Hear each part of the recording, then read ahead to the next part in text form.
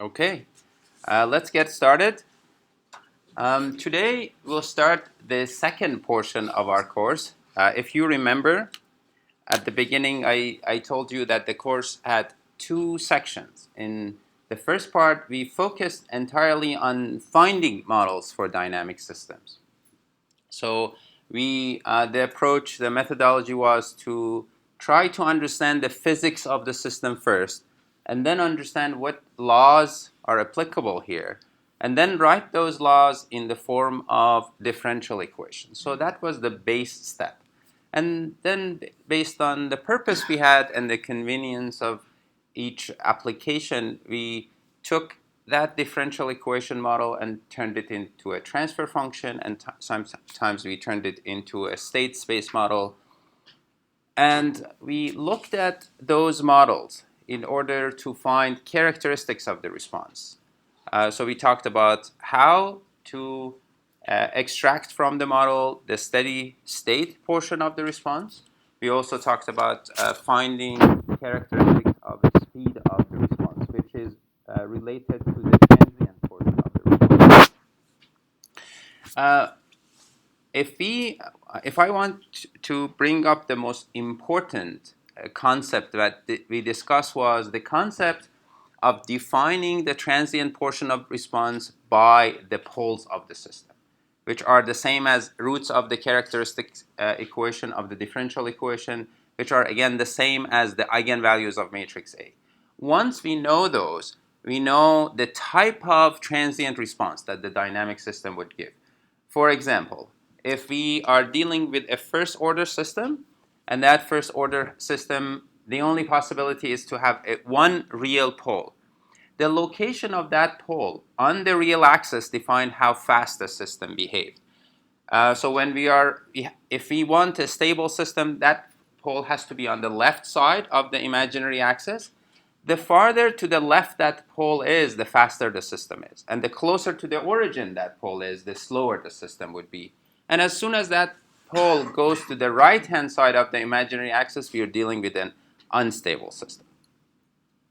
So the way that conversation ties into the second portion of the course, where we are going to now talk about control of dynamic systems, is that in order to create a desired behavior, that desired behavior is tied into or can be created if the poles of the system are located to a desired set of locations. So the way to create the desired response in a system is to move the poles. Now, that doesn't mean that we are going to change the system physically or change the parameters of the system.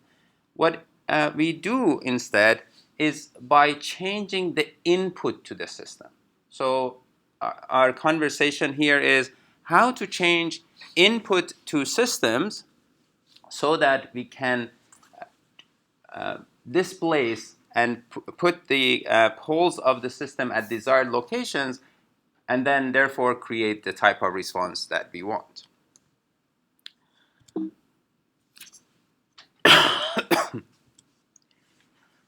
So essentially, control, as we discussed it previously but briefly, has three components. There has to be some sensing involved. We need to continuously monitor the behavior of the system, some computation and some actuation, some change of input to the system. And this example illustrates this concept of control quite well. Um, Balancing a stick on your palm essentially involves continuously monitoring where the stick is. Of course, you have to look at it. If you close your eyes, it's unlikely that you can balance a stick on your palm. So you need to continuously look at the stick, and then you have some computation to make in order to understand how much, or in order to decide rather, how much you want to move your palm to counter the falling of the stick. If your palm is motionless, what will happen? So if this stick is balanced for a second, but your palm remains motionless afterwards, what will happen? It will fall. So your palm stopping is equivalent to stopping the actuation. Your palm is doing the actuation. So it's not enough to see, to do sensing, and to do computation to know how much you need to move your palm. If you don't move your palm, this control will not happen. So all three components need to happen simultaneously in order to change the behavior of this system. And change of behavior of this system means control. In the language of this class, we call that control of dynamic system. And essentially, I'll show you, even though we are not changing the stick, the physical system remains the same, but effectively by doing this, we are changing the dynamics of the system. We are changing the poles of the system simply by doing this. Simply by moving your palm, you're changing the location of poles. So you're making that unstable system a stable system. Simply by putting control to the system, and we'll look at it. We'll look at the math behind control, and I show you how this actually happens. This is a practical example of an inverted pendulum. What I showed you on the previous slide may seem like a hobby or something that you would do at a party, but this is a real application. This is an unstable system. The Segway or similar transportation systems are inherently unstable. So if for a second you turn off the motor on this system, you turn off the motor, this will fall. So this is an unstable system. Nonetheless, as long as the system is functioning, this remains not only stable, not only stays upright, but it actually performs another function. So it travels forward, backward, and turns. So we know that this is possible to make the system, this unstable system, stable. Now, there are a number of other systems where you can apply the same concept. Almost everywhere that you look these days, there is a control system at work. This is showing schematically a power plant, and to be more accurate, a steam power plant. So in a power plant, you boil water, you turn it into steam under certain temperature and pressure, which is the optimal temperature and pressure to run a turbine. And the turbine instead, in turn, runs a generator, and that's the ultimate goal. You want to generate electricity. But you don't want to generate the same amount of electricity at all times. What's the reason? Why do you want to change the amount of electricity that a power plant produces? The reason is?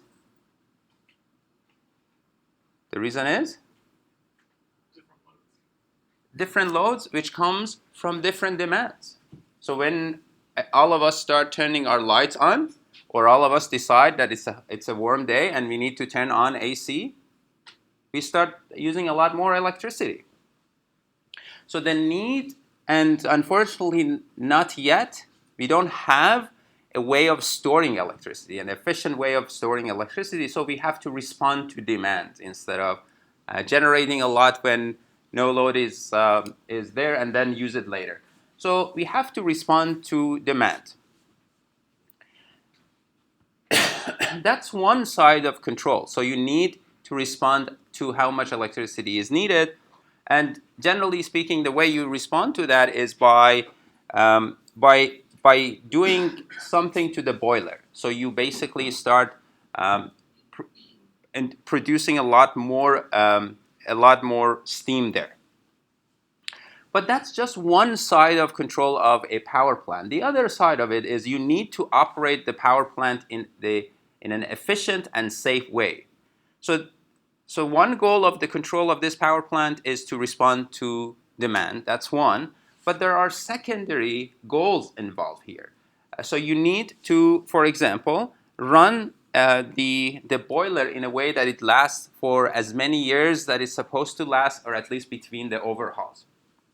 And that means you have to maintain the temperature below a certain threshold. and maintain other variables to have a safe operation. That's the secondary goal. The third goal is to operate an efficient level. So that's why another goal of the controller is to adjust the ratio between fuel and air so you have the most efficient burning of the fuel. So the point here on this slide is a control system could have multiple objectives. So here in this example, we talked about responding to demand while operating safely, while maintaining the best efficiency possible.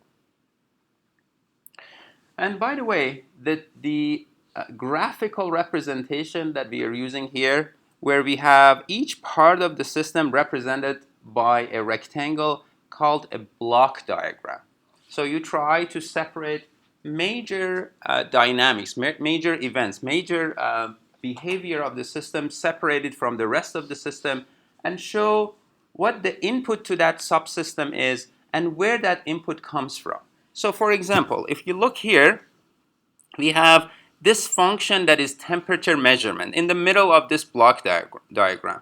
And temperature measurement goes to this computer that adjusts the level of air, level of fuel, and how much water goes to the boiler. So what you can read here is that in order for the computer here to adjust the level of air, to adjust the level of fuel, and to adjust the level of feed water, you need to have access to the temperature of steam that comes out of the boiler.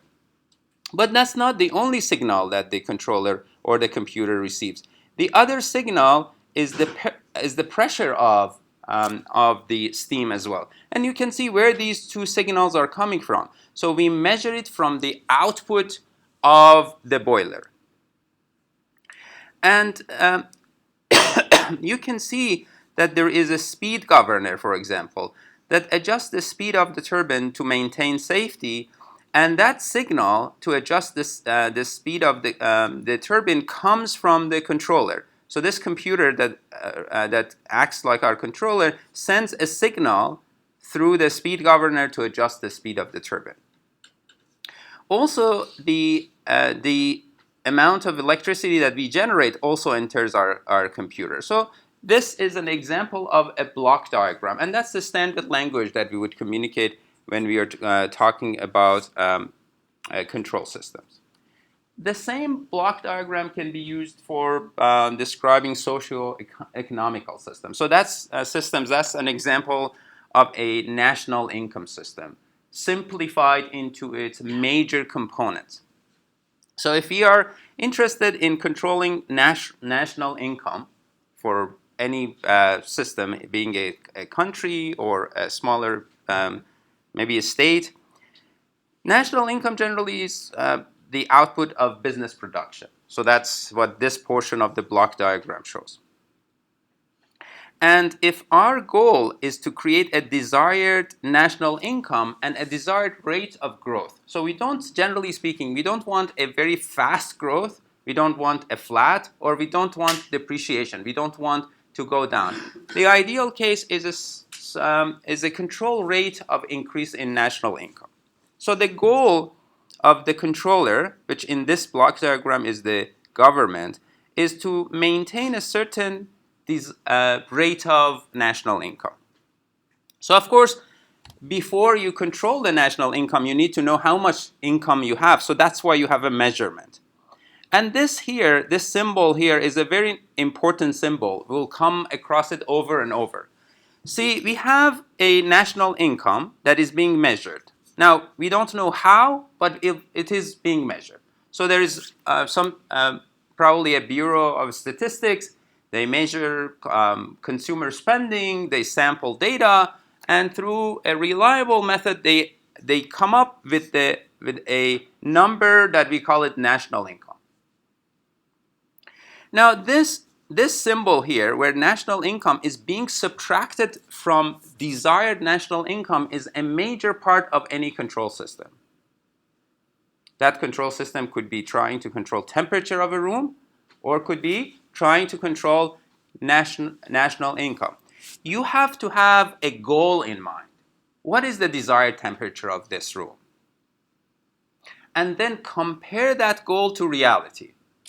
So you want the temperature of this room to be at 65 today or 70. So but what is the actual temperature of the room? So that comparison happens in a controller. So on that box on the wall, there is that comparison that is continuously happening. We are measuring the temperature of the room and comparing it to the actual set temperature that we want. So in this system, we would measure the actual national income, compare it with the desired income, and if there is a difference, so if national income is less than what we want it to be, then we have a mechanism to intervene. So this information goes to the government, which has the authority to increase spending in the economy. So let's say the government starts spending, this in turn would stimulate the economy. So that's one way to increase national income. But please also note that government spending is not the only input to the economy. There is also consumer spending. Consumer spending, and also if there is investment from private. So these three would be the input to business production, which in turn creates national income. There is another piece of information that is communicated through this block diagram, and that is there is a tax system that is always involved. This tax system basically takes away part of the national income, which means consumers don't have as much money to spend. So you can always adjust this block also to affect the behavior of consumers. Now, the point of this example is not to discuss how a national economy works. The point is you can use the same concept to communicate across discipline. First of all, block diagram is a powerful way of communicating what is input, what is output, how that input and output are being affected. And the other one is that many systems that don't appear on the surface that are control systems, they are in reality a control system. So a central bank is a control system for an economy. The same way a thermostat is a major part of a control system for adjusting the temperature of the room. So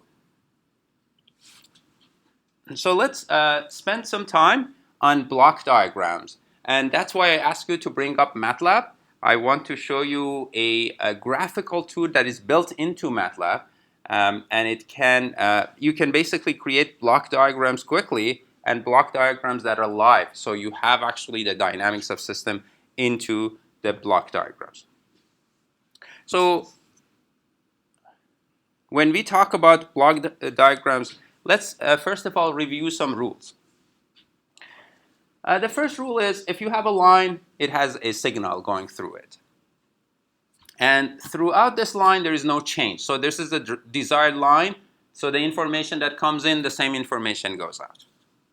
If you see a block and an input comes in, this block acts like a multiplication. So if you have a dynamic g of s in this block and x comes in, it acts like a multiplication. So what goes out is x times g of s. The second rule is the rule of summation. So either this symbol or simply a circle with double with two plus signs on each of these lines means signal x and signal y get added to each other, and so what goes out is x plus y. If you branch from a line, all of these branches contain the same signal, so there is no change by branching. You're not dividing the signal into two. So the same signal goes through all branches. And it's very straightforward after that what happens to signal. So let's look at a few examples together before we go ahead and create our own block diagrams in MATLAB. So if the same way you can add, you can also subtract. So this has x has plus sign and y has negative sign. So it means what goes out of that summation block is x minus y. Y comes with a negative sign, therefore result is x minus y.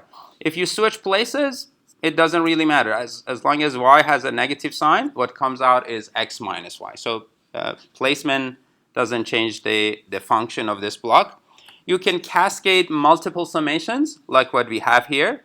if you look at the left side, x comes with a positive sign, y with a negative sign. So what goes out of the first block is x minus y. And you can see this new signal that is x minus y comes with a negative sign. And from the positive port, we have z. So z comes from with positive. So this means this is z minus the content of this line. So this is z minus x minus minus y. So the result would be z minus x plus y. So it's regular addition, subtraction. You could have multiple signals coming to the same juncture. Here, for example, we have 3 signals. And that's a way of simplifying block diagrams. So 2 of them come with a positive sign, 1 with negative. The same effect is created. So z is being subtracted by x, and y is being added. The same way you could have multiple blocks in series. So let's look at this example. X comes from the left, is being affected by g, so what is produced is x times g. And if you have another transfer function or another dynamics right after that, that also gets this input xg is going to enter this block, so what comes out is x times g times h. So both of these could be affecting. And because this is a cascade, you can combine g and h by multiplying by each other and create a new block. So gh could be one block, so where the 2 transfer functions are multiplied. So again, it's straightforward, but it's good to know how it works before generating your own.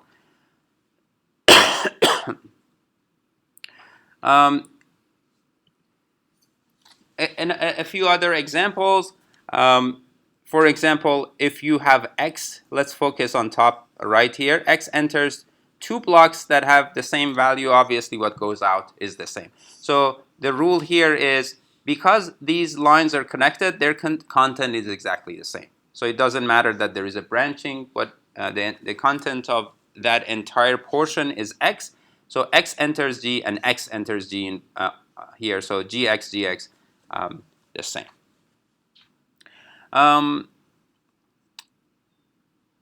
So this is, I'll let you review the rest of this, these few slides. Let me see if I can focus maybe here. Now, every time in this course we'll talk about control of a dynamic system, we talk about a feedback control. By feedback, we mean we take the output and compare it to some sort of input.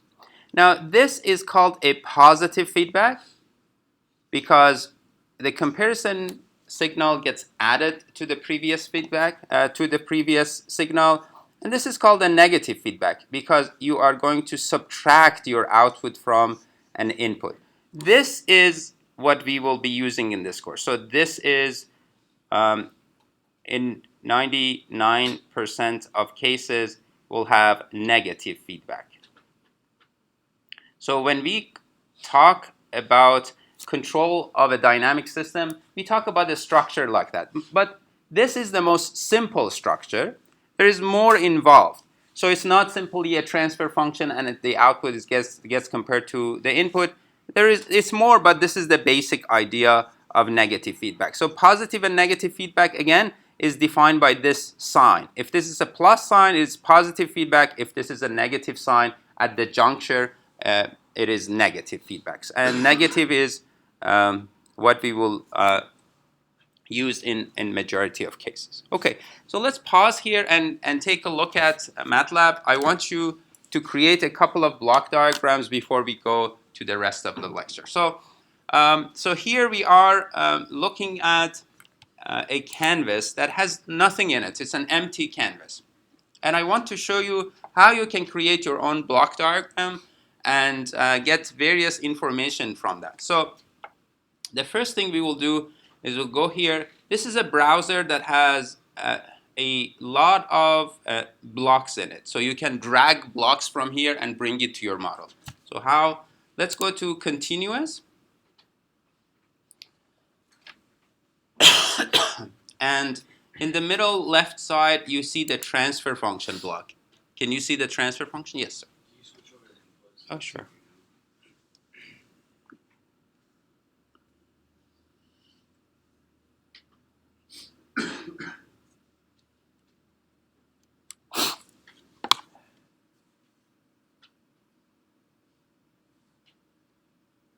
Okay, so you can see my screen now. So what I ask you to do is click on continuous here and click on this transfer function. So what you would do is you click and drag this to your model.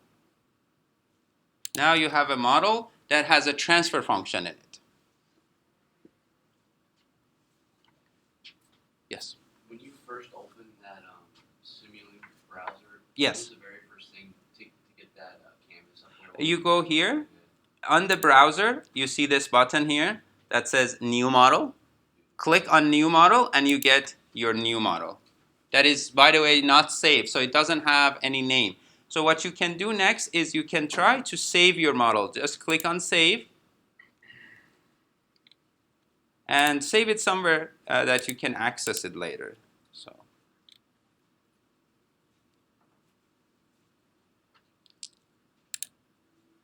Okay, so you have now a transfer function. By default, this transfer function is a first order transfer function of 1 over s plus 1. So it's a first order transfer function and it has one pole at -1. How can you change this transfer function? You simply double click on the box of the transfer function and you can see there is numerator coefficient and denominator coefficient. So let me show you, for example, how to change this from s plus 1 to s plus 2. You go to the denominator and change the second one to 2. And if you hit apply, you can see the transfer function changes to s plus 2. So now you have a transfer function that is still first order, but it has a pole at -2. So by changing these numbers, you can change the transfer function essentially. Now, what if you want a second order transfer function? So let's say you want to create s squared plus s plus 1. What you would do is you go here. So s squared, 1 is the coefficient of s squared, plus s plus 1. So 1, 1, 1 means s squared plus s plus 1. What if you want s squared plus 1? No s. What you would do is you make the coefficient of s to power 1 equals 0, and you get s squared plus 1. So you can adjust these parameters and adjust your transfer function. So now let's go back to where we started. So s plus 1 is going to be our transfer function, 1 and 1. And let's now go to here. Here we have sinks. And in sinks, what I want you to do is grab a scope and bring it to your model. This is like a display. And you can later on look at the behavior of the system on this displays. So again, we went on sync and we brought a scope here. Now I want you to go under sources and grab a constant and bring it to your model. This constant by default is equal to 1. Again, you can click on it and change this constant to a different number. Now the next thing we are going to do is to create these, create a chain. So we are going to connect the output of this block to the input of this block by clicking on the output port and dragging the line to become the input to the transfer function. So by doing that, we are saying the transfer function receives a constant input equal to 1. Okay? And then you guessed it right, you do the same thing and connect the output of the transfer function to the scope. So you can see what goes out of the transfer function.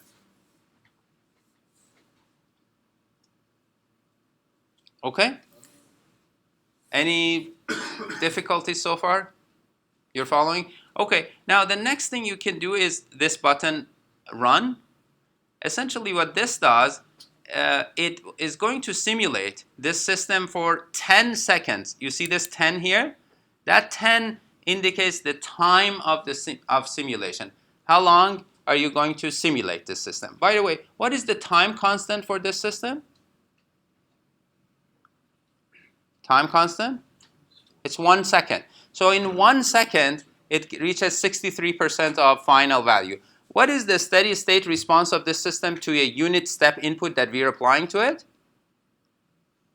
Where will this system, what would be the steady state response? It would be 1. If you set s equal to 0 in the transfer function, you get 1.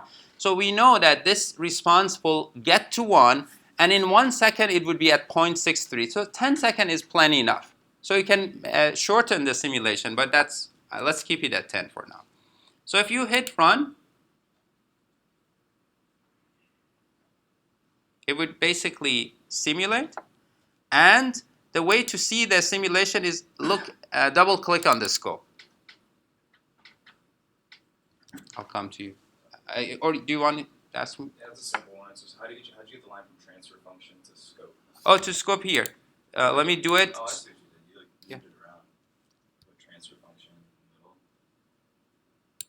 So this is our response. Is this what we expected to see?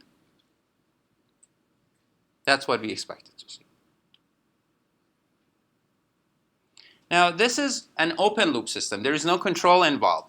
What we just did is simply creating a block diagram made of an input of the transfer function and a way of capturing the output. So we haven't created a feedback control system yet. So let's go ahead and look at another system. So this time we are going to look at a second order system.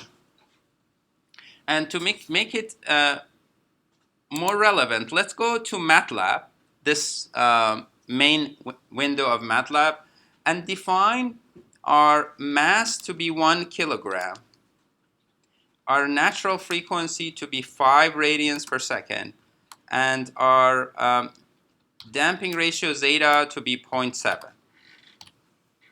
So mass is 1, omega n is 5, and zeta is 0.7. The reason we are defining these is because we want to use them in the transfer function. So hit enter.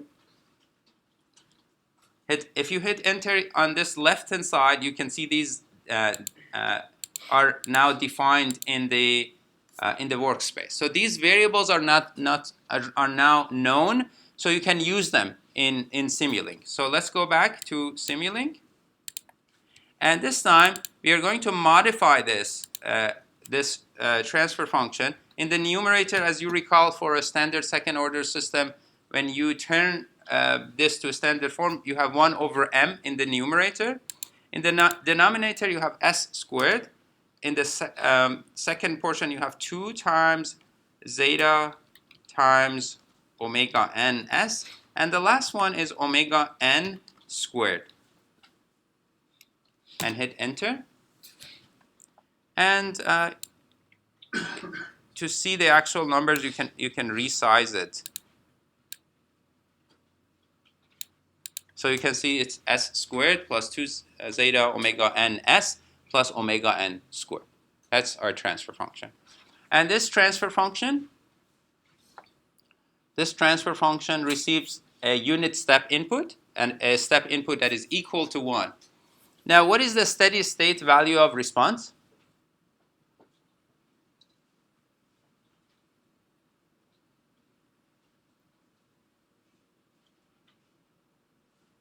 So this receives an input of 1. What is the steady state value of output?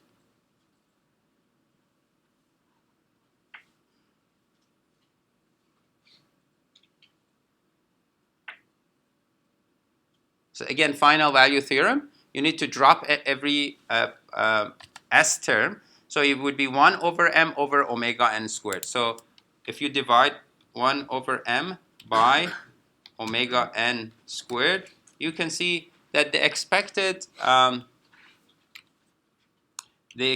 value of response in steady state is 0.04.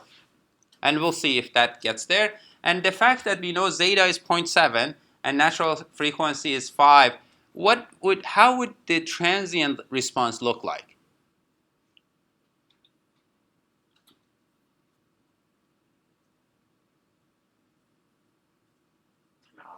If we don't, that's our expectation. It's going to oscillate, there would be an overshoot, and the system would settle. So let's do the same thing that we did for the previous system. Let's run. And then click on scope and look at the response. So you have a bit of overshoot, and you can see where the response settles.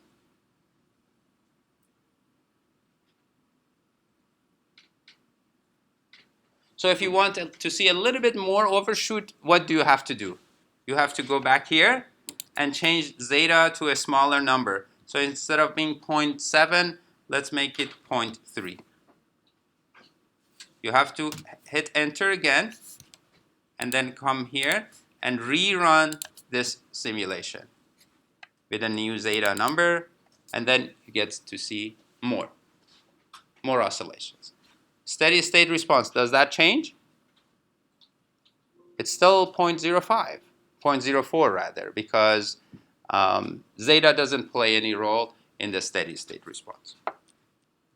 Just a side note, you see that this is choppy. You don't see a smooth response. You can change that if you go to your model.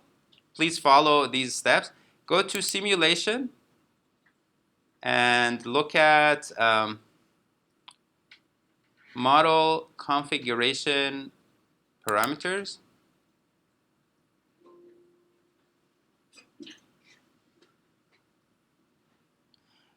And you see this solver option here. By the way, guys, this simulation, when we run, it essentially solves a differential equation. You don't see it, but behind the scene, it is solving a differential equation, because you have a transfer function, which is basically a differential equation in disguise. It receives an input, and you're interested in its output. So you're solving a differential equation. So when it says solver option, it means what type of solver you're using for your differential equation. Here we are using a variable time step. What you can do is you can change that to a fixed time step, so you have control on how often this gets solved. And then click on this solver options, and then change the fixed step size from auto to a known number. So let's say 0.01. So what you're saying is, I want you, for every second that passes, to create 100 data points. So when you say 0.01 seconds, you're saying each second solve the differential equation 100 times. So that gives you enough data points that this result is no longer choppy. It may not be as efficient in solving, but you get better graphics out of it. So if you hit apply, or maybe OK, and then rerun the simulation, it takes longer. Not that long, but it will take longer. But the end result is that now you have a smooth plot to work with, because now you have more data points. Previously, you didn't have as many data points. So when you connected the data points, you had those triangular effects. So you would see that choppiness.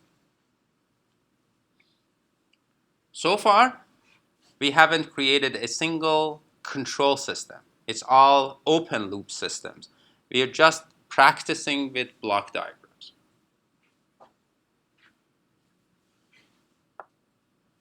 So if you want to create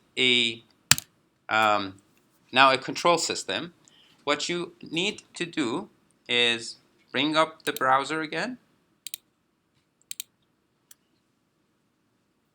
And let's go back to our simple transfer function. So make this 1, and make this 1 and 1. So a first order transfer function with a pole at -1. Now in order in order to use a control system, what you need is a summation block for creating negative feedback. So you go to this commonly used blocks and grab the summation sign from the right hand side and bring it here. And you delete this line, the line between constant and your system, and drag this system farther to the left. And you bring this summation in the middle and connect it to here and connect it here.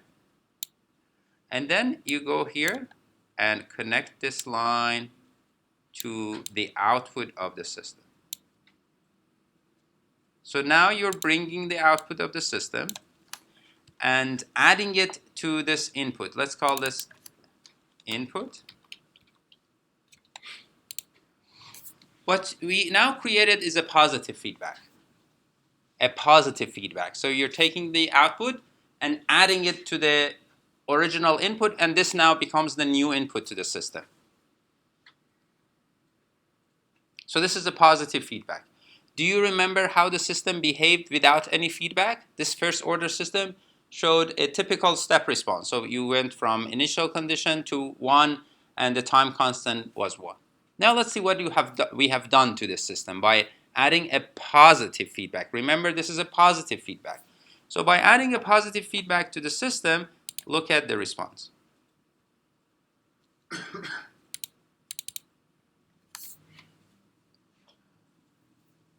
So this the output actually blows up.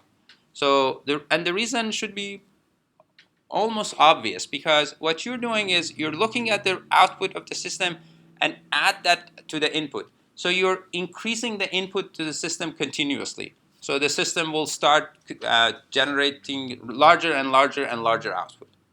So that is the main reason we will never use a positive feedback. So let's make this a negative feedback, the typical feedback system that we use for controlling systems. So now what we are doing is we are comparing the output of the system to where we want the output to be. So we make a comparison, and based on that we adjust how much input enters the system. Now let me run by you a hypothetical scenario. If the output of the system is exactly equal to 1, what would be the input to the system? What enters this transfer function? If the output of the system is exactly equal to 1, the content of this line is exactly equal to 1, what are you doing here? You're subtracting this 1 from what? From what number? From 1. So what goes out of this line, therefore, is going to be 0, which means the system does not receive any input. Do you see what is happening here? So you are continuously comparing the output of the system to this input value. And that's how you adjust the actual input to the transfer function. So let's run this system.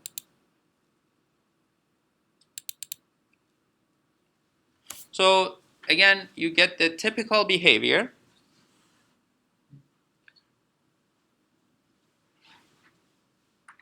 But what has happened? What did change? The steady state response did change.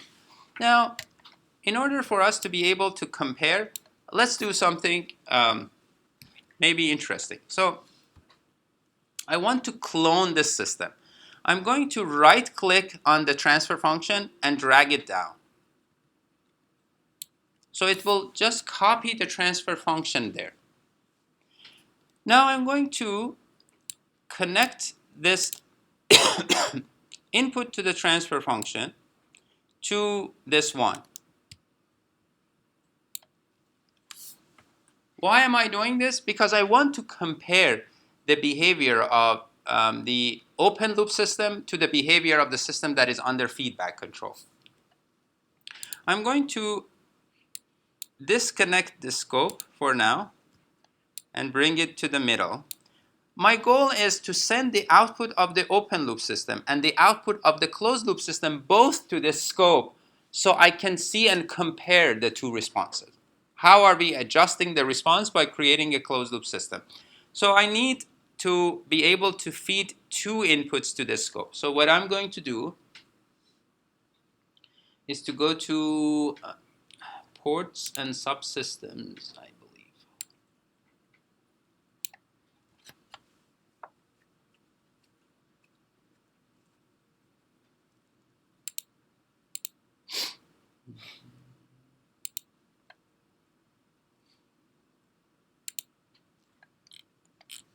So I'm looking for a...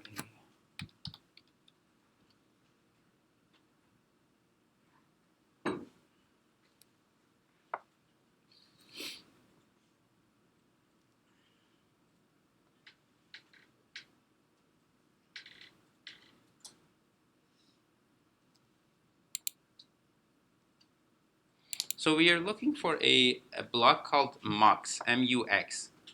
Please look for it. And as soon as you find it, we need to bring it here between the scope and these two outputs.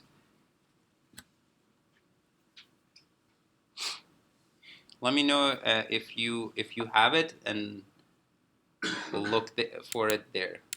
For now, I'm stuck with this search option. Commonly used blocks. It's in there. Is it commonly used block? So grab your mux, and that gives you two inputs and one output. So the two inputs should come from the output of the closed loop system and the output of the open loop system. Put them both in here and the output to the scope. So this way you can compare the output of these two systems.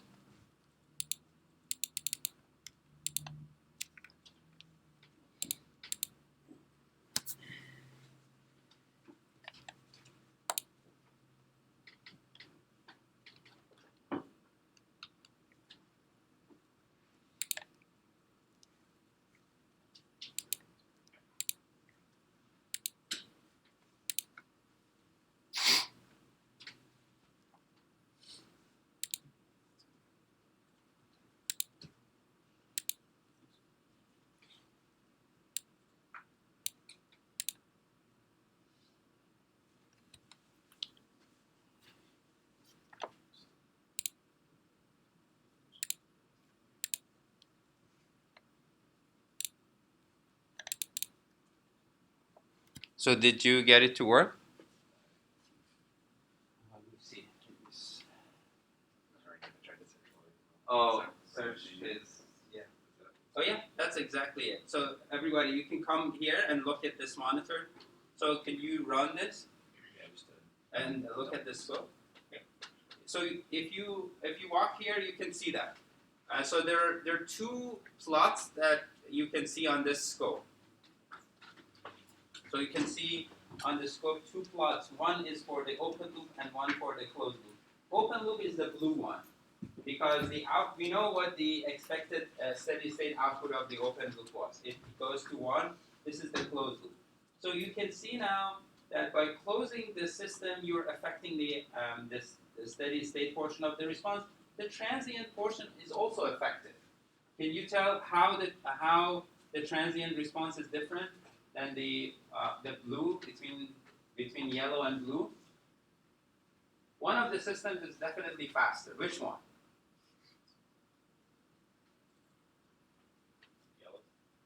The yellow is faster, which is the closed loop. So what we have achieved by closing the loop is we have made the system faster. Now remember, for the system to become faster, you need to displace its pole. You need to move the pole farther to the left. So effectively, what we have done is we have moved the pole to the left. So I think I found this. So MOX is here. So drag it here. So it gives you basically two ports for connecting. So I connect this to the output of this system and the output of this system and its output to this scope.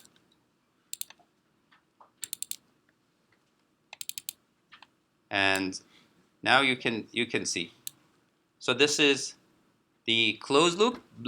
Yellow is the closed loop and blue is the open loop. So you can see by closing the loop, we are changing the dynamics of the system. So we are making the system faster. Okay, so that was an introduction to block diagram. We have some experience now, hands-on experience.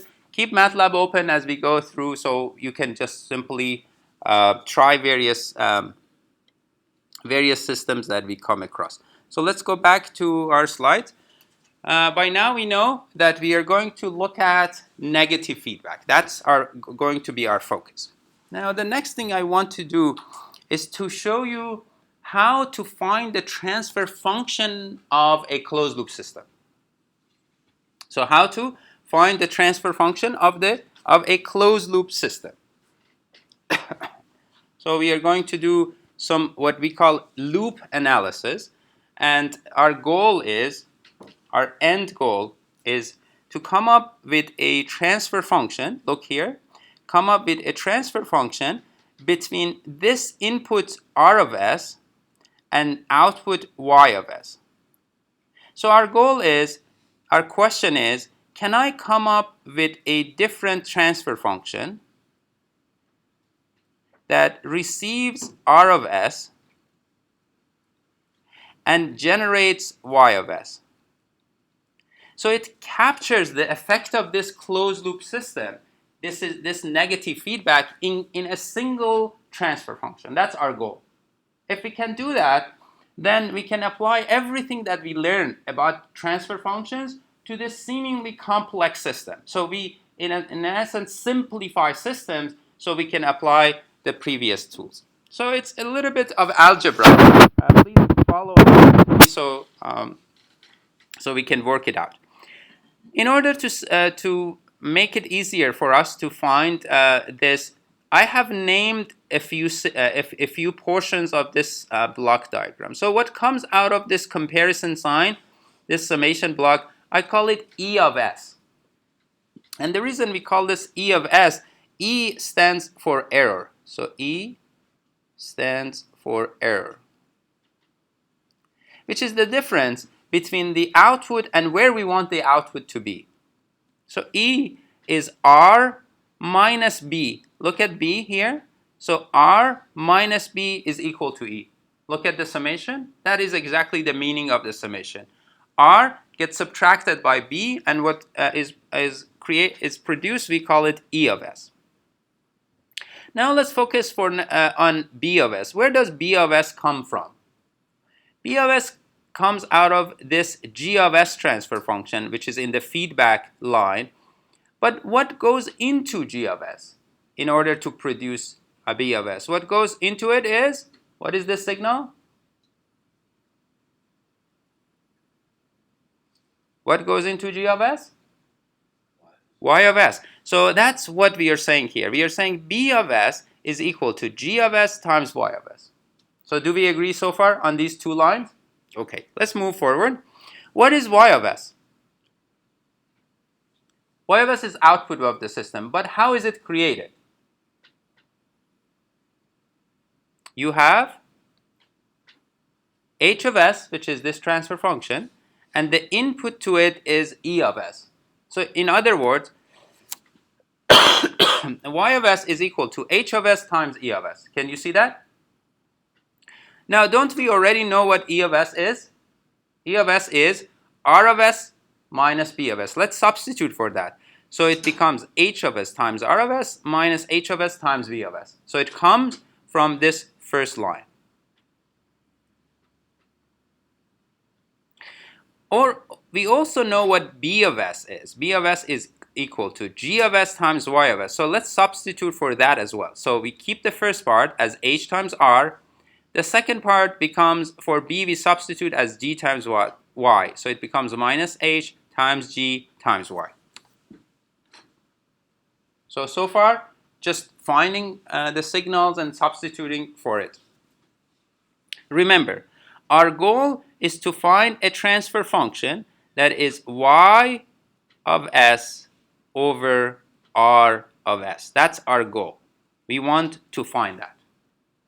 Now, if you look at this equation, I have Y of S, I have R of S, and I have Y of S. The rest are known. So we know what h of s is. We know what g of s is. So the only unknowns are y and r. So we are there. So I have to just rewrite this equation in order to find the transfer function. So by rewriting means, I mean, bring all the y terms to one side. So you have y of s here. Bring h times g times y to the other side. And the next thing we can do is we can factor y of s out. So let me write it down here. So if you factor y of s out, you get 1 plus h times g, and that is equal to h times r. So take this, and you can write y of s as h times r divided by 1 plus h times g. We just divided both sides by 1 plus h times g. And we arrive now at our transfer function. Let's call it g1 to distinguish it from g here. So we are going to call this g1 of s. So g1 of s is going to be y over r. That's our goal. And according to our calculation, is going to be h over 1 plus h times g. So it seems maybe not very relevant, but let me repeat what I said at the beginning. By having this transfer function, essentially you can eliminate the entire block diagram and replace it with a single transfer function. See, the effect of that negative feedback is captured by this transfer function. And you can test it in Simulink. You can test it in Simulink with the system that you just simulated. So what was the system that we simulated? Let's do it here, and then we'll go to Simulink. The system that we had was a simple first order system in Simulink. So we had this. We had 1 over s plus 1, and then we said we are going to create a negative feedback plus minus. So this was y, and this was r. Didn't we create this system? Okay.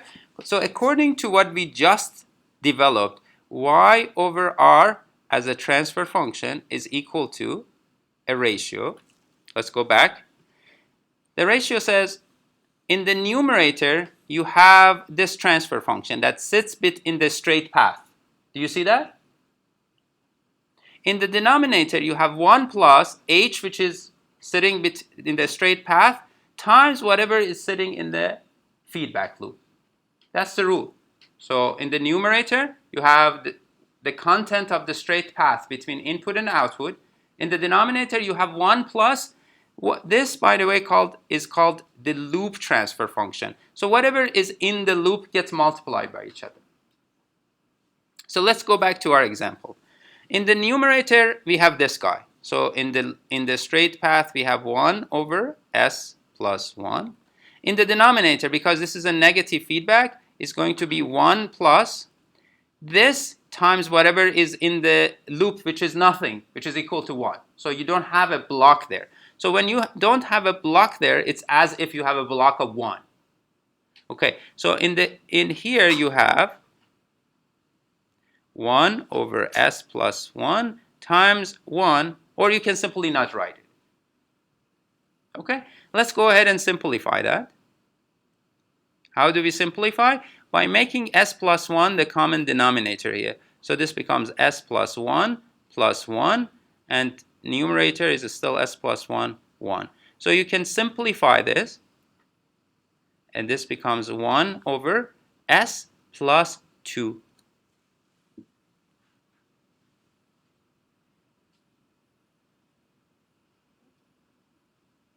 So what's the big deal? The big deal is if you bring r from one side and put 1 over s plus 2 here, this and this are equivalent to each other. So 1 is exactly the same as 2, even though they have different appearances.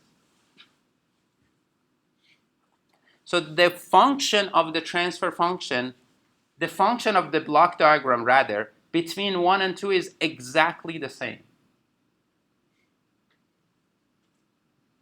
And let's bring, I want to bring to your attention, look at the what we created. I'm just going to bring it in the middle here. Look at the steady state response of the closed loop. What is the steady state response of the closed loop according to the plot that you see on the screen?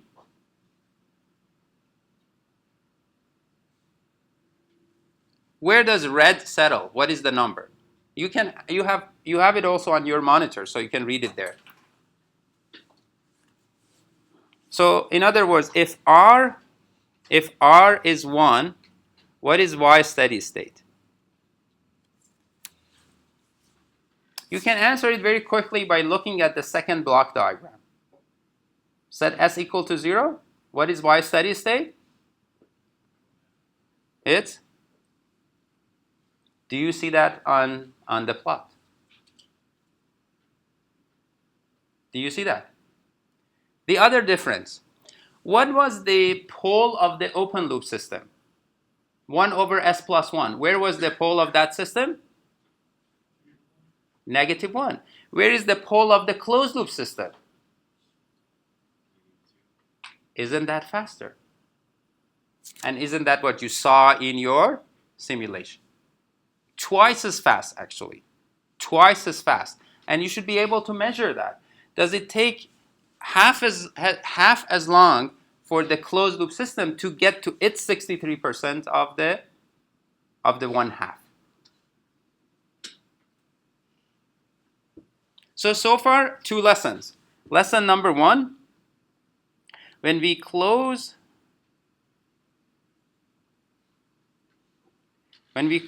this loop with negative feedback, we change the steady state response. We also change the transient by moving the pole of the system. And that is the essence of controlling. Now remember, we didn't change the actual 1 over S plus 1. That's a physical system. We didn't change that. The only thing we changed, we said, I'm going to look at the output of this system, and I'm going to continuously change the input to the system by comparing that output to a desired number. So I didn't physically change anything. I just created logic here. It's like the thermostat that I put on the wall. By putting a thermostat on the wall, are you changing the insulation of the room? No, you're not changing anything about the dynamics of the system. You're just implementing a logic. That logic basically is going to monitor the temperature, and based on that monitoring, turn the heater on or the cooler on or off. That's all it does, right? By doing that, you're essentially changing the overall dynamics of the system. So you're displacing the poles, and you can basically design your control system to put the poles where you want them to be. Question? Okay, so that's what we are going to do for the remaining of the class. So if you're curious, what happens to a positive feedback? Even though we are not going to ever use positive feedback, the difference between negative feedback and positive feedback, as you remember, is in this plus sign versus negative sign. So this is negative feedback because of the negative sign here. This is a positive feedback because of the positive sign there. When it comes to the transfer function between input R and output Y, the difference will be captured in this sign. If we are dealing with a negative feedback, it becomes 1 plus. If we are dealing with a positive feedback, it becomes 1 minus. That's the only difference. 1 plus in the denominator versus 1 minus. 1 plus versus 1 minus. Now, let me give you the general rule, excuse me, the general rule for block diagrams. So in general, I'm now on slide 227. in general, this would be the block diagram of a dynamic system. What we call plant is the system that we want to control. This is the room. This is the car. This is the fluid flow system. This is the missile that we are trying to hit a target with or land somewhere. So this is what we want to control. And the way we control it is typically we are going to look at the output of the system through a sensor. So there has to be a sensor to monitor the output of the system. And we have also a reference input. We want for the output of the system to match a certain signal. We call that reference input. Reference input. Sometimes we have a block here that affects the reference input. It is called pre-filter. And then we have the negative feedback. So this comes with a positive sign. This comes with a negative sign. What comes with the negative sign? The output of the system. What comes with the positive sign is the reference input, either directly or through the pre-filter. Now the difference between these two is called the error signal. So if there is no difference, means our controller is doing perfectly. The output of the system matches the reference input. It is doing what we want to do. Now this error enters our controller, and the controller adjusts the input to the plant. So this is input to the plant. So back to the example of balancing a stick on your palm. The stick is the plant. That's what you're trying to control. The output of the system is the angle. So you don't want the angle to get too large, because we know if the angle gets too large, it means the stick is no longer controllable. It's already fallen. So you want the output, which is the angle of the stick, not get more than a certain reference input. Let's call it 2 degrees, 5 degrees to be more practical. So you want to maintain the output as close as possible to 0 degrees, but 5 is okay. But if it is more than 5, it is not acceptable. So what is the sensor involved in that scenario?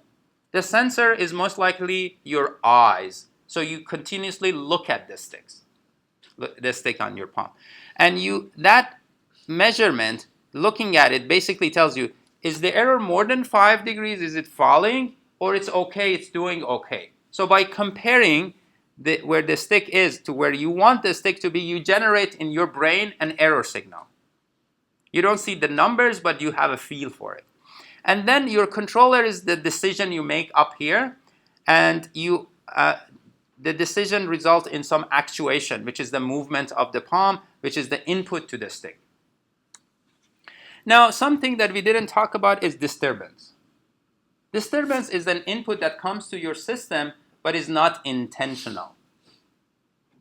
Now, in the case of balancing a stick on your palm, what would be considered a disturbance? An input to the system that is not intentional.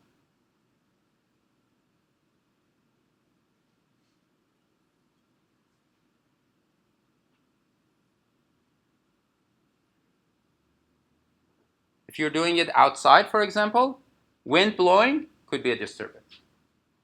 If you're doing it at a party, somebody intentionally trying to knock you over, that's a disturbance. Somebody pushing you or trying to do something to disturb you, basically that's a disturbance. Now, I want what we learned in the feedback reduction rule to this system. Remember, we said our goal is to eliminate all of that, even though it's wonderful, it's doing what it's supposed to do, but I don't want to deal with this complex block diagram all the time. My goal is to find the equivalent transfer function and work with that going forward. So my question to you guys is, what is y over r? How can we apply the rule, the golden rule that we just discussed for reducing feedback loops into a single transfer function here?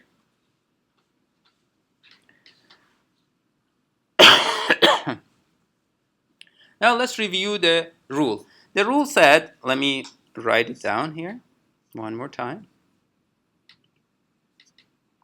The rule says if you're looking for y over r, it's going to be definitely a ratio. In the numerator, the content of path between r and y. This is what goes in the numerator. In our previous example, that the only thing that was between r and y was h of s. Do you remember that? Let me bring it up again. In our example, in our previous example, the only thing between r and y was 1 over s plus 1, and that ended up being our numerator. Do you see that? 1 over s plus 1 ended up in the numerator. So that's the numerator. Now what goes in the denominator? In this example, it became 1 plus the same thing. But what if we have multiple blocks? In that case, it's going to, because it's negative feedback, first of all, it's negative feedback. Because it is negative feedback, automatically you will have 1 plus. Because it's negative feedback, automatically you will have 1 plus. 1 plus what? 1 plus content of the loop. So what is the loop? Loop starts here. Loop starts here. So this is the beginning of the loop, this point, and also ends here. So whatever is between this summation sign and ends at the summation sign when you go through the entire loop, that is the content of the loop.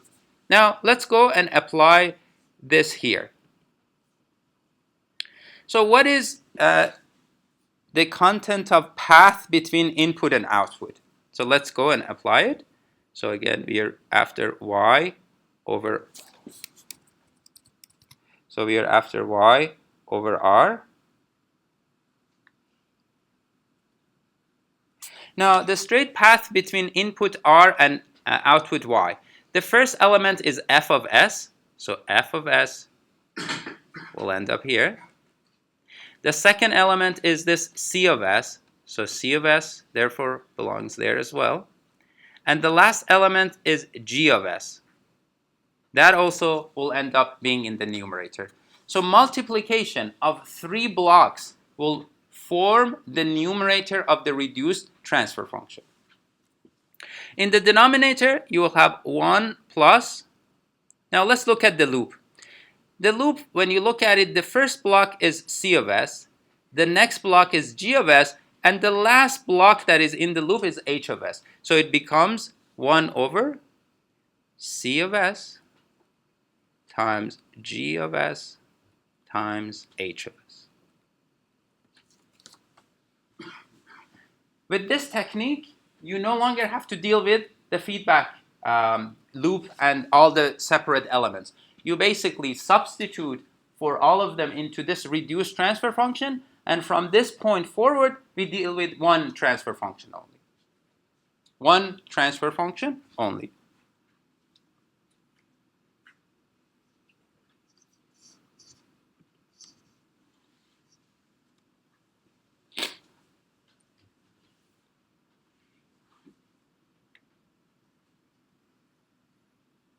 Okay? Let's now look at a few examples.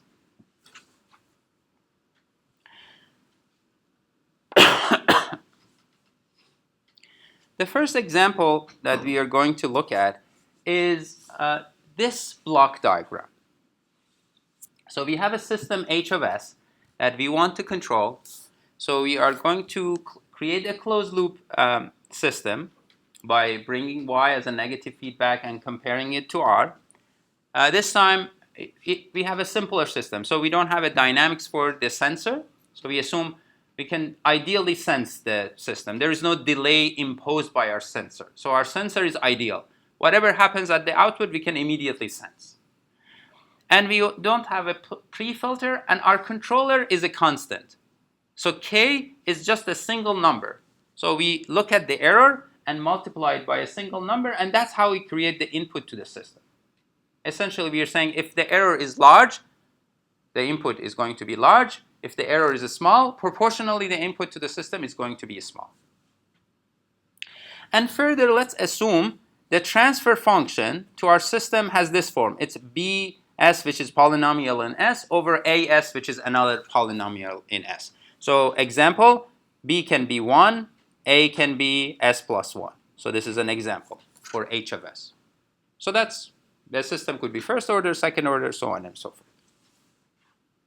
Now, according to the golden rule that we just discussed, if we want to reduce this block diagram to a single transfer function of y over r, the content of the straight path becomes the numerator. So in this case is k times h. Can you see that? So between r and y sits two blocks, and they are k and h, so it finds itself in the numerator. Because it's a negative feedback, because of this negative sign, the denominator becomes 1 plus the content of the loop. So if you start from the summation side and trace the loop and go back to the summation sign, the k and h are the only two blocks. Again, this becomes 1 plus k times h. Okay? So the question is now this. Where are the poles of the closed loop system located? And what is the effect of this number k on the location of those poles? So we have one question, and that's a very important question. And the question is, we know the open loop system has a number of poles. And based on the location of those poles, we know how the system behaves. Now that I have closed the loop, where are these new poles located?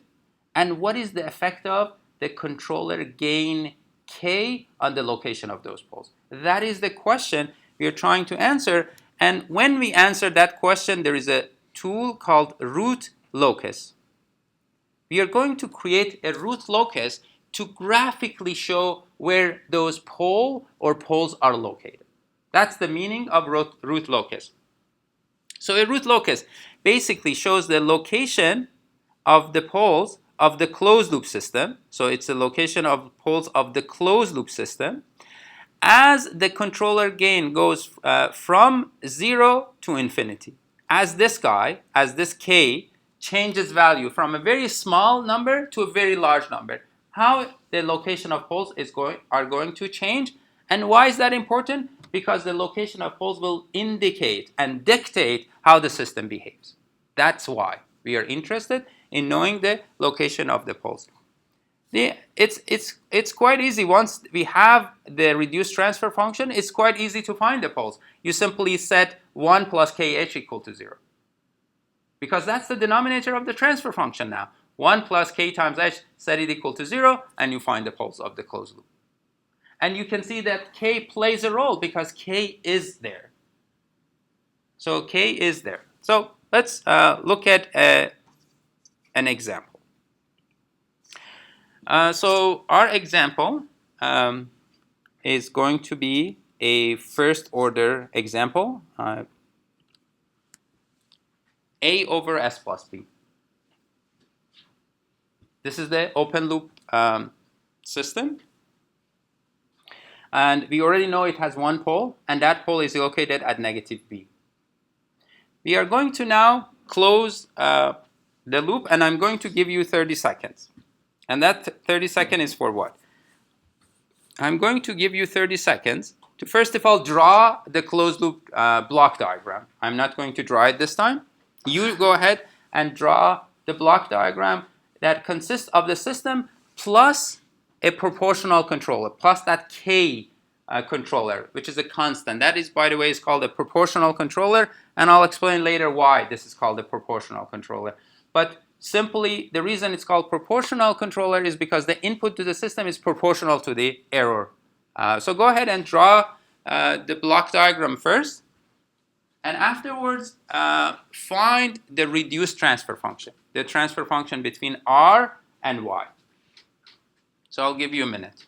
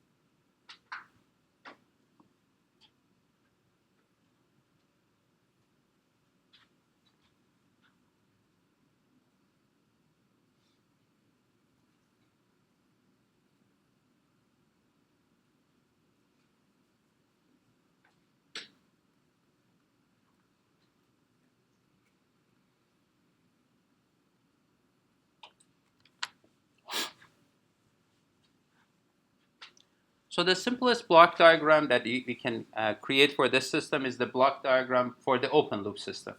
So U as the input enters, A over S plus B, and Y is the output. So this is what we call the open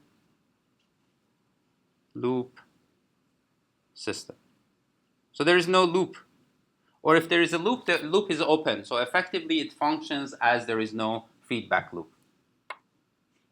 So that's what we have. We haven't done any control, so this is the open loop system. This system has a pole at negative B, and if you give it a unit step input, it reaches a steady state value of A over B. Can you see that?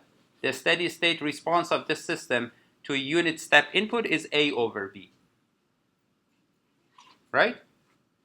Okay? So if U is 1, Y steady state is going to be A over B. And there is one pole, and that pole is at negative B. So that's what we know about the open loop system. Now let's go ahead and close the loop around the system. So again, we are going to repeat that the plant is A over S plus B. Y is the output, U is the input. That still is the case. Now, what is different this time is that the input to the system is going to be defined by a controller. The controller is a single number. That's why it's called a proportional controller.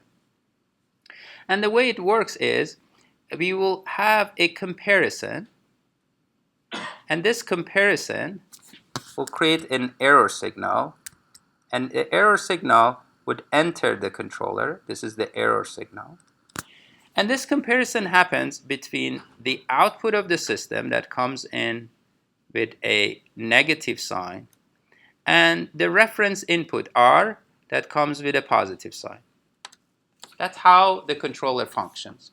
So it looks at the difference between R and Y, reference input versus the actual output of the system, and the error is created by that comparison, and the error enters our controller K, and that in turn defines how much input we apply to the system. So the input, in other words, is no longer a constant value.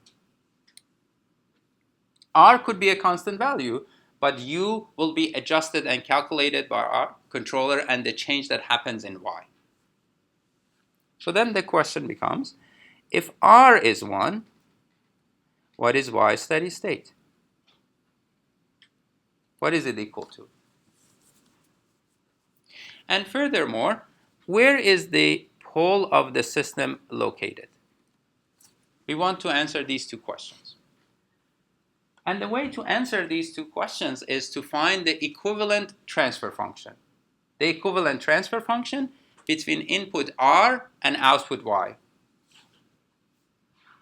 If you haven't found that transfer function, I'll give you 30 seconds to find that transfer function. The transfer function between Y as output in Laplace domain and R as input in Laplace domain. What is that transfer function?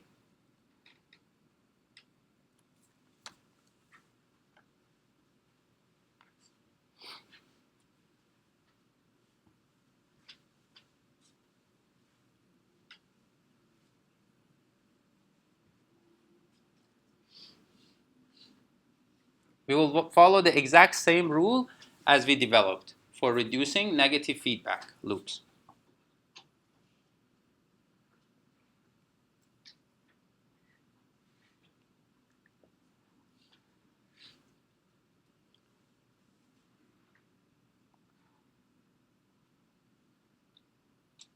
So according to that rule, what goes in the numerator?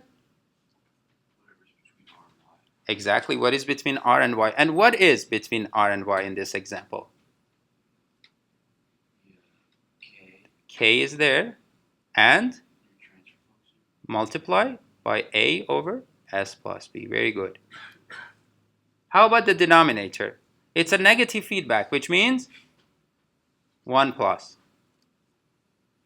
Because of the negative feedback. 1 plus will be there. So what is after plus? What does the rule say? The content of the loop that starts from here and ends here. So what is in the loop? You have one block here and another block there. That's about it. So it's, again, it happens to be exactly k times a over s plus b. You have the transfer function of the closed loop system. That's it. That's the transfer function. Now, in order to see the poles and be able to calculate the steady state response, you have to simplify this. So it's a simple numerator, a simple denominator. And by making s plus b the common denominator down here, you can simplify this. So you have s plus b here, k times a. And if you make s plus b the common denominator here, you will have s plus b plus k times a. And further, you can simplify that as k times a over s plus b plus k times a.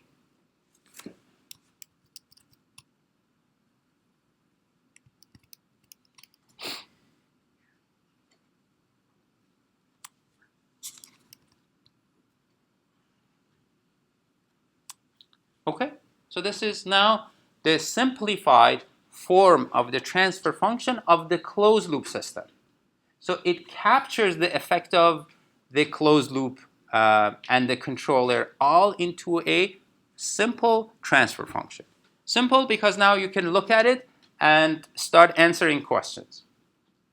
The first question was, what is y steady state if r is 1? So if you say, I want the output of the system to reach 1 and stay at 1, by saying r is equal to 1, that is exactly what you mean. So r equals 1 means the desired output of the system is 1. You want y, so in other words, you want y reach r, which is 1, and stay there, and stay at 1. That's your desire. If the controller functions ideally, you want the value of the steady state response to be equal to r, which is 1 in this example. And of course, you want, in most cases, you want y to reach r as soon as possible. So you want a fast response for the closed loop system as well. So let's go ahead and calculate steady state response. So you know r is 1, which means r of s is going to be 1 over s. So r is 1 means r of s is 1 over s. And y steady state is going to be s times y of s when s goes to 0. That's the general form of the final value theorem. Right? That's the final value theorem. So what is y of s? Y of s is, so we keep s. Y of s is going to be r of s multiplied by y of s over r of s. That's where y of s will come from. So in this case, for this example, r of s is 1 over s, and y of s we just found is k times a over s plus b plus k times a, where s goes to 0. So what is y steady state equal to? Y steady state is equal to k times a over b plus k times a. Is it equal to 1? It is not equal to 1. But can it get close to 1? Remember, b and a are constant numbers. They come from the transfer function of the system. So if you know the model of the system, that means you know a and b. These are numbers, real numbers. What is k?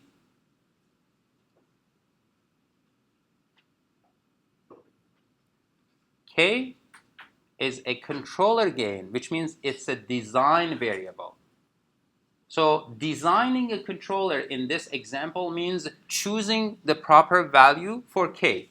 So let's write this down. So controller design means choosing k. So that's a variable for us to choose. So what you can see is as k goes up, as k gets a larger value, what will happen to y steady state?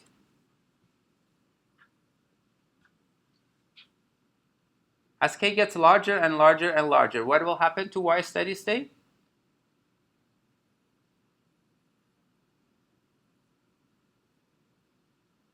It gets closer to 1. Absolutely. So it gets closer to 1.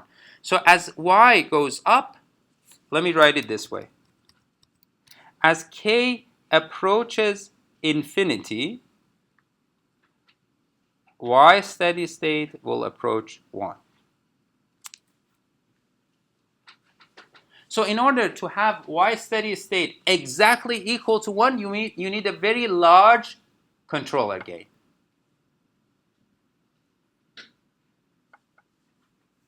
Okay? So that's 1. So we answered the first question, which was y steady state. The second equation has to do with the pole of the transfer function of the closed loop system. So in order to find the pole of closed loop system, closed loop, we are going to use CL for closed loop. In order to find the pole of the closed loop, we have to set the denominator equal to 0. What is the denominator? What do I have to set equal to 0? What is the polynomial that I need to set equal to 0? Let's look at the transfer function. This is our transfer function. So the polynomial that makes the denominator of the transfer function is s plus b plus k times a equals 0. Is this the same as the denominator of the open loop transfer function? Or is it different? Look at the open loop transfer function. Open loop transfer function has a denominator of s plus b. So there is only one solution there. And s equals negative b is the only solution. That makes the denominator go to 0. So that system, the open loop system, had one pole, and that pole was known to be located at negative b. No question asked. So the behavior of that system was pretty well known. Now let's look at the closed loop system. The closed loop system, the polynomial is s plus b plus k times a. That means the value of s of pole, that will make this equal to 0 is negative b minus k times a. So where is this pole located?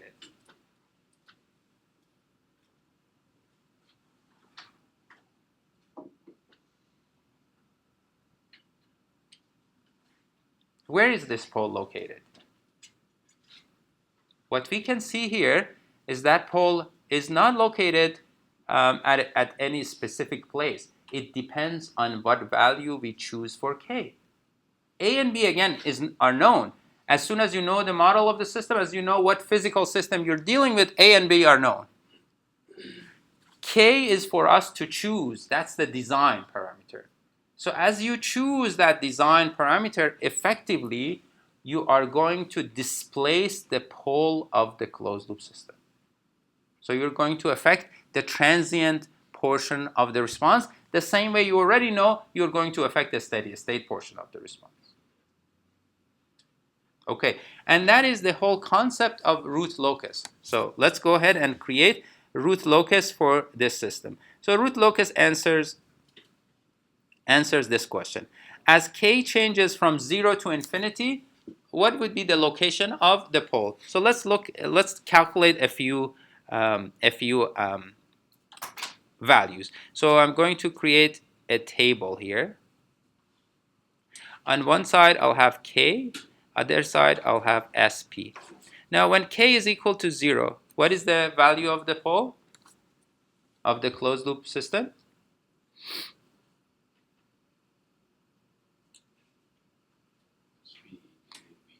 It is negative b. When k is 1, what is the value of the pole? It's negative b minus a. When k value is 2, it is negative b minus 2a. And this continues. So when k is very large, when k goes to infinity, your pole essentially goes to negative infinity.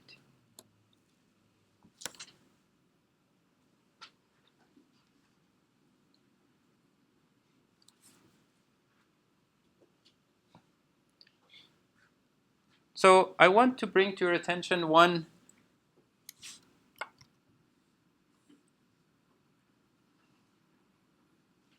important fact. And the important fact is this. When k is exactly equal 0, this case, what can you tell? What we can say is that when k is 0, the location of closed loop pole is the same as location of the open loop pole. Now look at this system. Before we did any control, where was the pole located? At negative b. Can you see that?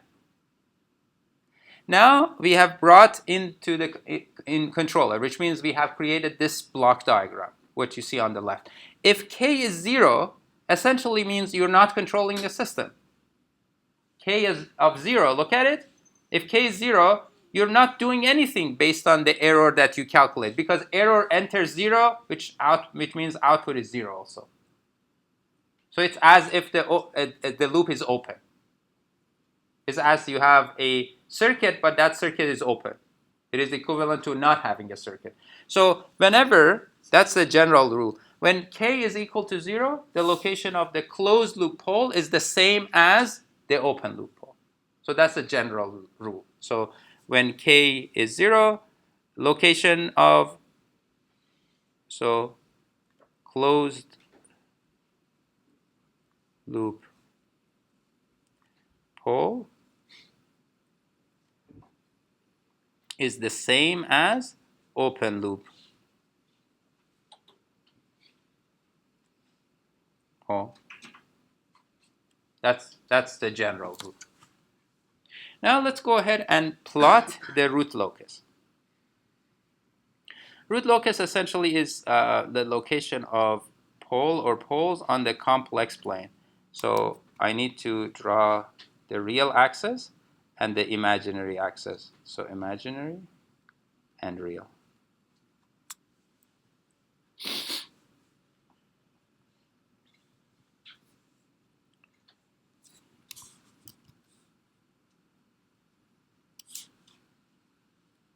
So this is negative b.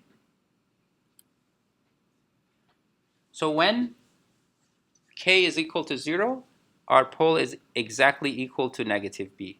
So it's right here. And when k gets larger, the pole, does it move to the right or move it to the left, up or down? How does it move as k gets larger?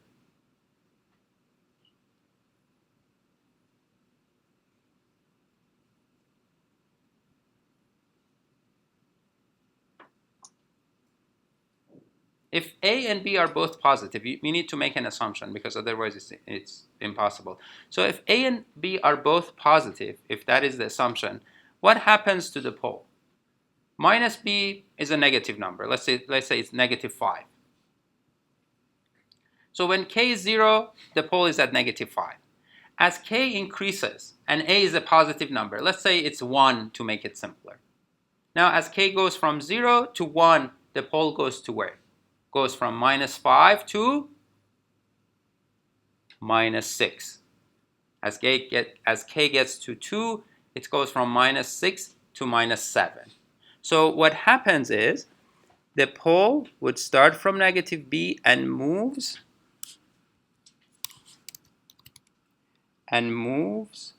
to the left towards infinity as k goes from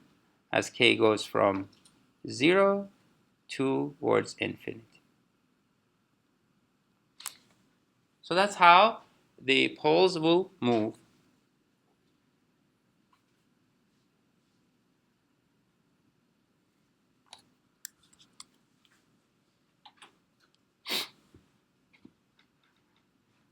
And this is our very first root locus. This is called a root locus.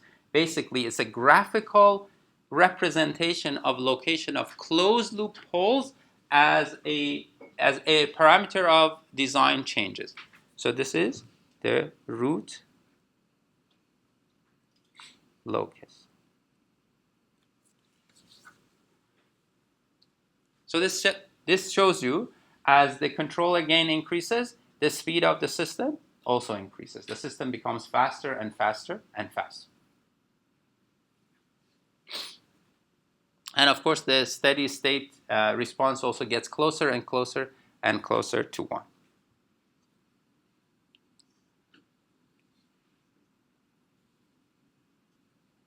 And MATLAB has a command called rlocus. So let me show you here.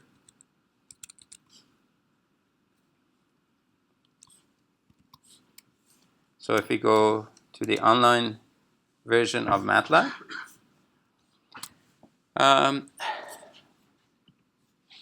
so let's define S as transfer function variable.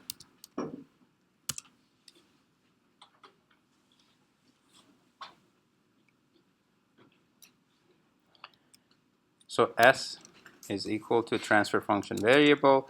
Let's have numerator as 1,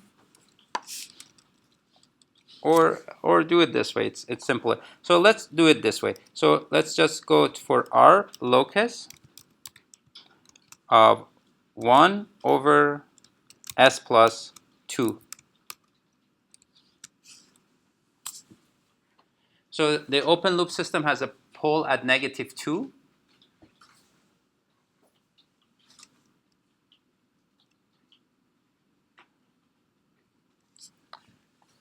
And it creates the root locus for you. So the open loop system has a pole at negative 2. So look here. This is negative 2. And as k increases, the pole moves farther to the left.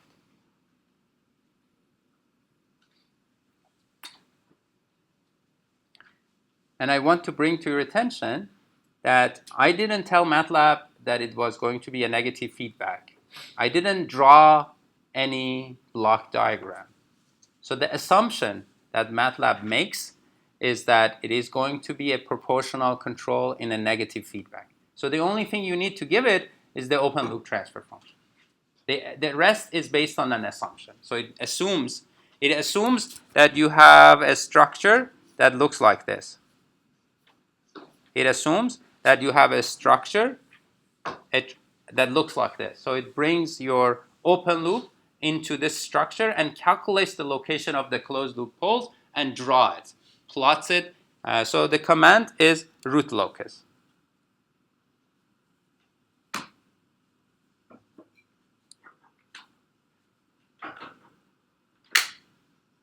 So here's your numerical example. The transfer function for a cruise control system is 1 over ms plus b. Where does this come from? It comes from this. If you write your differential equation as m v dot plus b v is equal to the force that pushes the car forward. So your input is the force and your output is velocity. Then you can turn this, take this into Laplace domain. So it becomes m times s plus b times v of s is equal to f, which is, by the way, u of s, the input to the system. Then you can turn this around and create the ratio of output v of s over u of s, and that would be 1 over ms plus b. So that's where it comes from. So now that you have the transfer function, let's assume you know the mass of the vehicle, it's a 1,000 kilogram car. To make it simpler, the drag coefficient is 50 newton second per meter. That's the B coefficient. And reference speed, where we want the speed to reach and stay at, R value is 10 meters per second. So we know the value of R. What else? What do we want? We want the rise time to be 5 seconds or less. Do you remember the rise time? So if you plot the response from the initial value to the final value, this portion is called a rise time, where it goes and shows the initial jump in the response. If the response is going to overshoot, we don't want the overshoot to be more than 10%. So we don't want the speed to ever exceed what value? So if the reference is 10 meters per second, that tells you we don't want v to ever exceed 11 meters per second. That is the meaning of overshoot not exceeding 10%. So we don't want the speed to ever go beyond 11 meters per second. What else? We want steady state error to be less than 2%, which means what? Which means when we get to a steady state value, the velocity in steady state should be what? 2%? 2% of 10 is the amount of error that is acceptable. 2% of 10, which is 0.2, is the amount of error acceptable. So in steady state, your velocity can be as large as 10.2 or 9.8. But that's it. You don't want the steady speed velocity to be more than 10.2 or less than 9.8. That's the other spec for the controller. And you want to do it through a proportional controller, which means what? Which means if this is your P of S, there is a mismatch. I apologize. So let's cross this and call it H of S, so there is no ambiguity what we are talking about. So if this is H of S, which is the transfer function for the system, we are going to put this through a feedback loop through a negative feedback control. And we want all of these performance specifications to be met with that proportional control. That's what we are trying to achieve. Okay, so how are we going to solve this? The first thing is to find a reduced transfer function. So go ahead and please find the reduced transfer function, which means find y over r. That's the first thing we need to do. So take a few seconds and calculate that.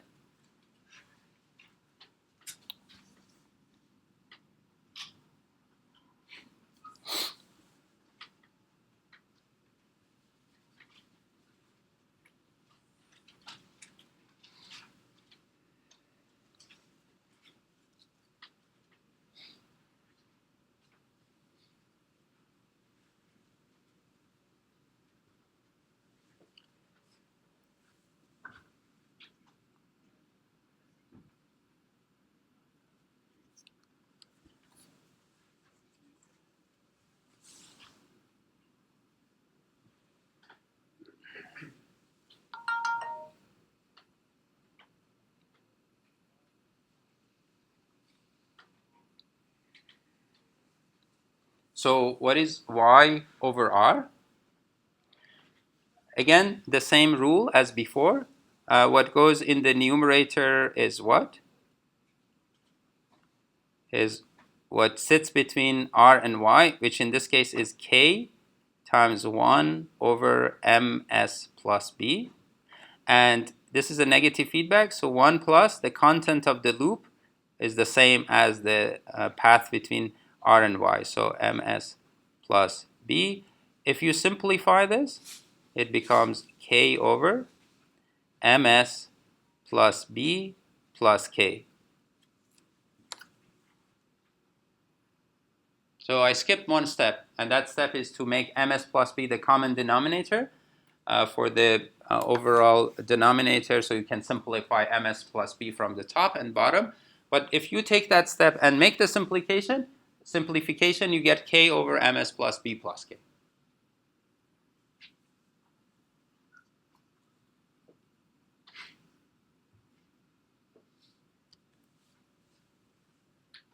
Okay, now it's time to start looking at ways of satisfying the requirement.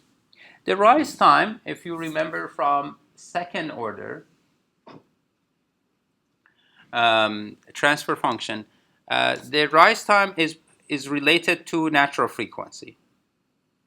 So if you know the natural frequency, so t rise basically is equal to 1.8 divided by natural frequency. That's the relationship. So if you want rise time to be less than a certain value, which we have here, that means your natural frequency has to be larger than a certain value.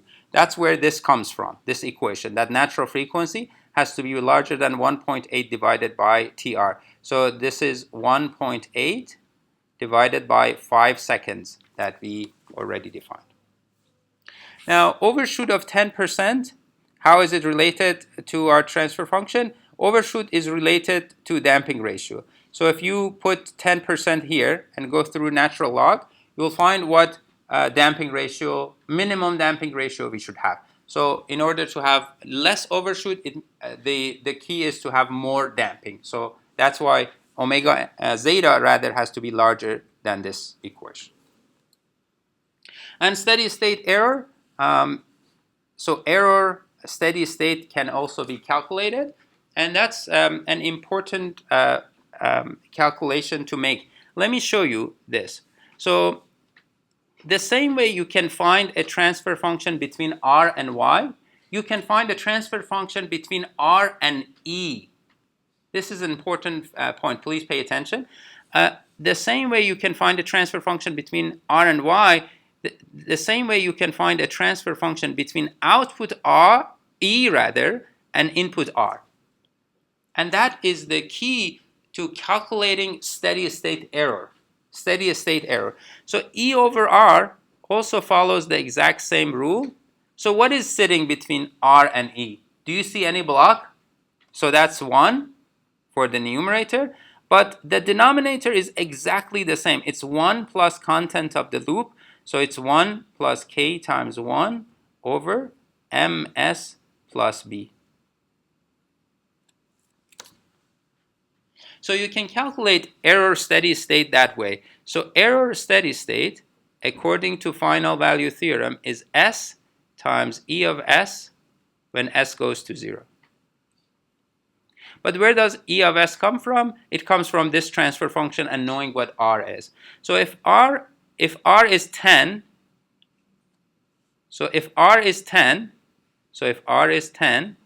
it means R of S is equal to what, guys? It is equal to 10 over S. That's the meaning of R being equal to 10. So let's go here and plug it in here. So it's S times R of S, which is 10 over S, times the transfer function, which is 1 over 1 plus K over ms plus b when S goes to 0.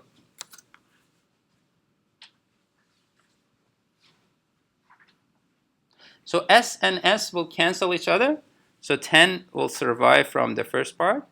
And from the second part, we have 1 here. 1 plus K over B.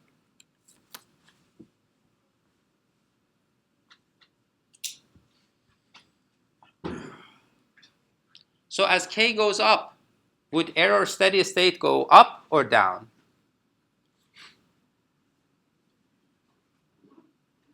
As K goes up, the denominator goes up, which means the steady state error will go down. Okay, we'll stop here and we'll pick it up from here. So as k goes up, error steady state goes down. Thank you.